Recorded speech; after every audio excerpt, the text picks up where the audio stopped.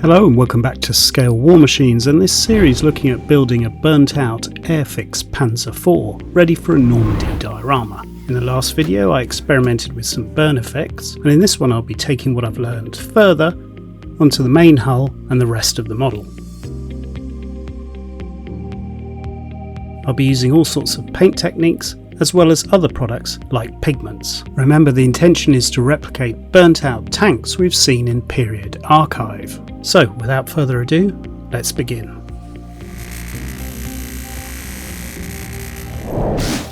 We'll be using the same paints and references from the first video, mainly NATO Black from Tamiya, Chipping Medium and the Rust and Chipping set from Vallejo.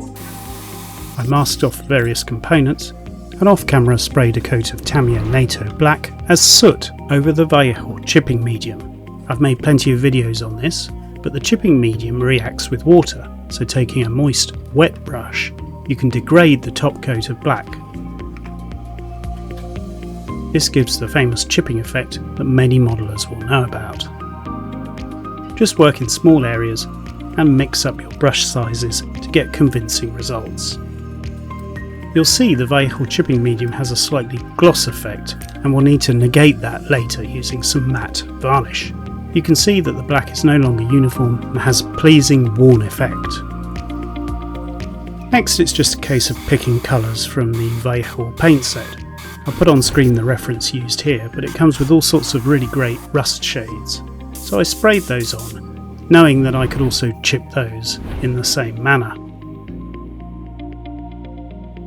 The key when doing a burn effect is clearly to have lots of different shades of rust, and that's the advantage of the set. I've done a full video on it if you're interested.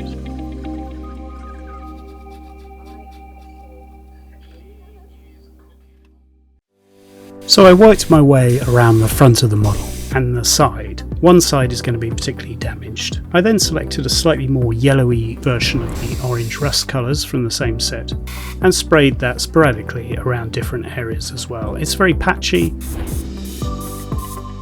and I'm not too fussed about how fine or uniform the colour is, because it will all be degraded anyway with water and the chipping medium. You can see that happening here in these close-ups.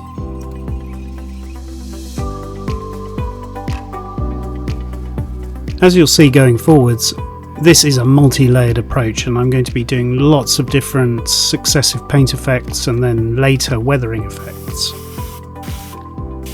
At this stage I just wanted to build up the base level of rust around the areas that are going to be damaged, particularly on this side of the tank. The set also comes with some dark rust references. I've put the actual number up on screen, but I used their very dark brown to add further soot or very heavily oxidised metal effects all around the model. You can see me doing that here with my Sotar from Badger, and in fact throughout this model you'll see me use a multitude of different airbrushes, but in this case the Badger Sotar is extremely good for detail painting and getting up close to the model. It's a very compact airbrush. All this is done freehand, and I'll speed through it, but I'm picking out a lot of the structural detail and areas where smoke and soot might escape form on the model after the hit and ignition. The technique is of course the same, and I use water to degrade what I've just applied. Here are some detailed close-ups showing the effect around the access doors and the hatch on the Panzer IV. The Vallejo paints erode really well with the chipping medium underneath.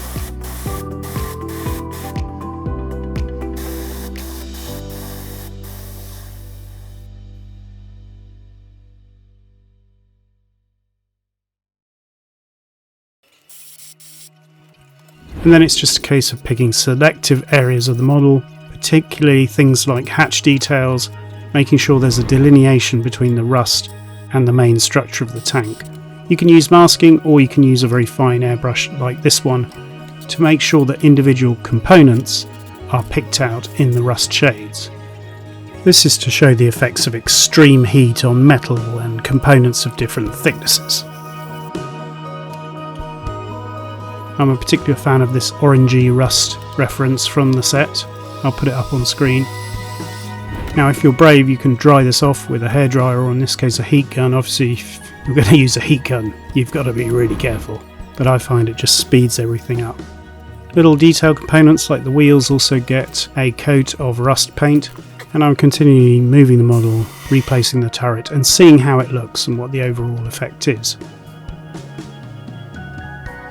I think it's fair to say when you're doing a burnt out vehicle, it is all about building up paints and looking and seeing how it's progressing. I don't think there's a particular step-by-step way, although the set does come with a step-by-step guide. You do have to sit back and look and see what looks realistic, what looks conceivable or logical, and try and build on that. In order to offset the inherent glossiness of the Vallejo chipping medium, I used some Lucky varnish and applied that with my Badger Extreme Patriot. This Extreme Patriot is a great airbrush just for layering down uniform coats or thick coats, things like primers in this case. Varnish is very good, and that helps add the matte effect that I'm looking for. And I can keep applying repeated coats of matte varnish as necessary in order to dull everything down and make it look damaged and sooty. Here are just some beauty shots of how it's progressing. Obviously it's quite a complex model and type of tank with all the Scherzen and additions on the superstructure of the tank, so I made sure to paint all the little components and shields and everything as I went along.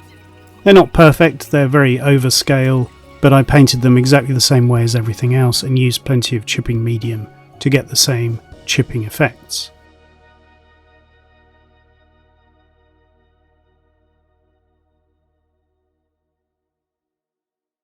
I decided to add some more soot and burn effects, this time using NATO Black from Tamiya. And that was to blend in the shield I'd just added. So each time I add a component, I blend it into the surrounding paintwork and make it look as if it's coherent. Here you can see the side skirts, that's what I worked on initially, and as I progress with this model you'll see I make various changes to the side skirts because they conceal so much of the detail. Later on I removed a lot of them and changed the burn pattern on them. But here everything's looking decent, I'm pretty happy with that. There's lots of variation, different areas of intensity of heat, soot, rust that's flash rusted with the extreme heat. Obviously it lacks texture, and to add texture I used MIG Productions pigments. There's obviously all sorts of pigments on the market from all sorts of manufacturers, but I've had these for years, and once you buy a set of pigments it will probably outlast you. I'll put on screen the references I used, but I concentrated obviously on the rust shades and soot shades, the black, and I just applied these with a flat brush. I had my air blower handy so I could blow things off, and as you'll see as I go along, a lot of this is tweaked and changed constantly. The ashes reference was really useful. Now the secret with this stark white ash is probably not to put too much on, so I often applied some, then removed it with the air blower, looked at how it appeared, whether it was realistic or not, and continually tweaked the level of ash, soot and rust applied by pigment. Eventually it can be fixed and I'll show you that. But for now I was happy to adjust things with a small brush, with the air blower and with a little spatula to drop the ashes all over the model. Here you can see they're slightly moist, that's because I fixed everything with the MIG pigment fixer. The easiest way I found to do this was just with a little syringe. The fixer just holds everything in place via capillary action. And here again, this wasn't just one stage, I did multiple applications, fixed stuff, then tried something else, did a bit more experimentation, fixed that, and so on. You can see me constantly peering over the model and trying to see if it's looking better or worse. Pigments can of course be applied dry as well, without fixing, but I find they tend to blow away or rub away. But around where the impact was, or one of the impacts on the hull front, I obviously decided to put a lot of high temperature rust that's been caused by the impact and the burn, and also some ashes representing items burnt, things like Zimmerit and so on, fixtures and fittings that got burnt in the fire. I'm continuing to experiment at this stage. When it came to the side of the turret, I felt it needed a bit of ash as well and discoloration from the heat. So I applied dry the ashes pigment and then fixed it with the fixer.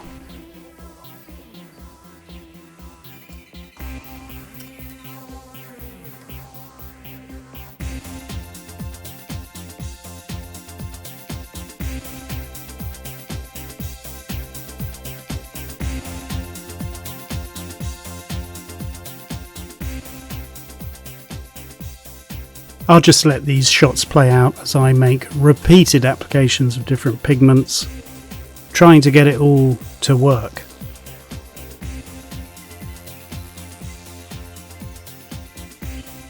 One handy tip I discovered is to use a pipette to suck up the pigments and then drop them into place, this with a view to fixing them later with the fixer. But you can see me doing that at this stage and then blowing them on with the pipette and then fixing them. Quick airbrush change and I blew off some of the excess pigments.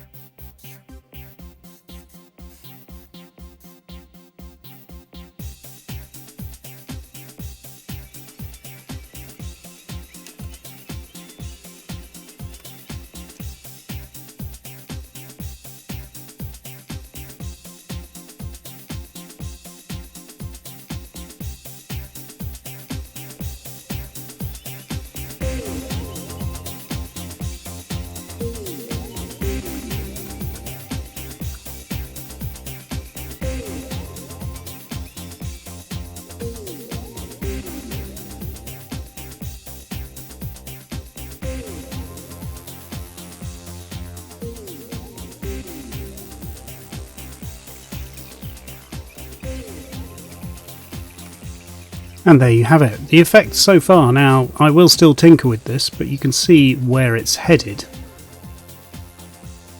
The idea is the soot deposits and embers and ashes all add that depth and texture. To add to the effects of heat and the barbecued nature of the tank, I stippled on little dots of this Tamiya paint reference. This represents really tiny specks of ash and soot and burnt deposits. For those that don't know, stippling is where you turn the air pressure right down on your airbrush and it projects little spots and specks of paint, in this case the grey paint. I repeated the same process with this reference from the Vallejo rust and chipping set, and at very low pressure I applied little specks of rust all over the superstructure. If anything needs little tweaks or improvements, you can do that with a little bit of thinners and a brush. And here's how it looks.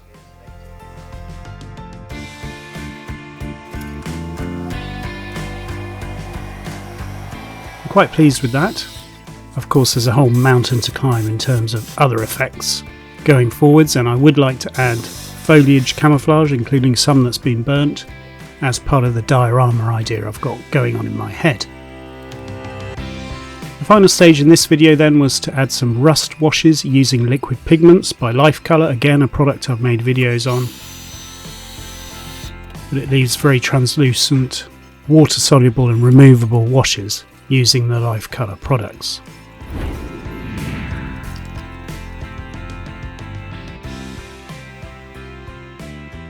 The great thing with these liquid pigments is they are blendable, so you can see me just blending some of the rust applications there.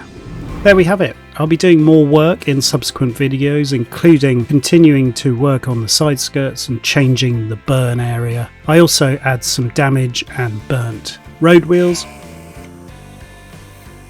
making sure that that fits in the picture of this burnt out, derelict, damaged and incinerated Panzer. Okay, I'll see you next time. Bye for now. Subscribe for our latest videos.